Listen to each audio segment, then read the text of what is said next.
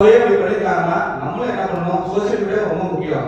இருந்தாலும் மக்கள் அதை விட ரொம்ப முக்கியம். நம்ம பகுதியில் இருக்கிற பிரச்சனைகளை மக்களுக்கு கொண்டு போய் நேரடியா அவங்களை என்னைக்கு நம்ம தொடர்பு கொள்றோமோ அப்பதான் அங்க நமக்கான அரசியல் முடிவாகும். நம்ம தலைவர் சொல்லுவாங்க,